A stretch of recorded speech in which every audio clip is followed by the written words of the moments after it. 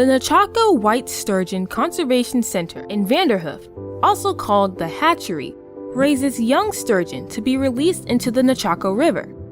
This helps increase the number of sturgeon in the river, ensuring there are enough sturgeon years from now to make more baby sturgeon and a healthy population. The hatchery is the place where the eggs and milt are collected and grown into young fish that students release at the annual release event. Let's go through the steps in making a sturgeon. Step 1. Collecting eggs.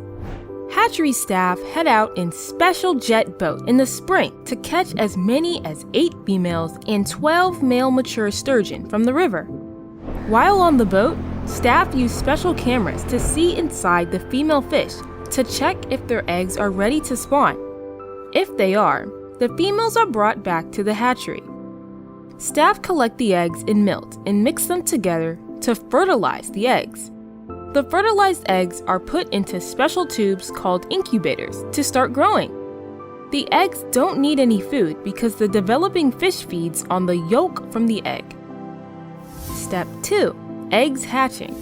Once the eggs start to hatch, meaning the eggs develop a tail, they are moved to a different tank where the water flows more slowly, so they can hide, eat, and grow, like they would if they were in the river. They hide in pretend rocks called bioballs. At this stage, the sturgeon are all larvae. They feed off their yolk sac, but after 12 days will start to eat food that the hatchery staff feed them. The fish food is a special mixture made of ground up shrimp, ground up fish, and some vitamins. Step 3. Juvenile care. After 40 days, the larvae grow into juvenile sturgeon, which are small, about 3 centimeters long. They are again moved into a different tank and are watched closely by staff to make sure they are healthy and growing well. The juveniles are fed 24 times a day, and they are fed more and more as they continue to grow. At around 45 days old, staff start to measure and sort the sturgeon into different size groups. That way, all the bigger fish live in a tank together, and the smaller fish live in their own tank as well.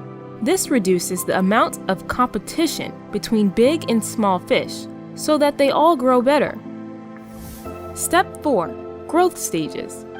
One thing that helps juvenile sturgeon survive once they are back in the river is to avoid predators. To do that, staff make sure the sturgeon grow big and strong by keeping the water warm, keeping the tanks clean, and feeding them lots of food. Step 5. Release.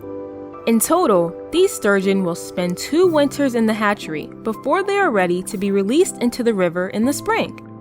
By then, they are about 70 centimeters in length and weigh 2,500 grams, like the size of a heavy baseball bat.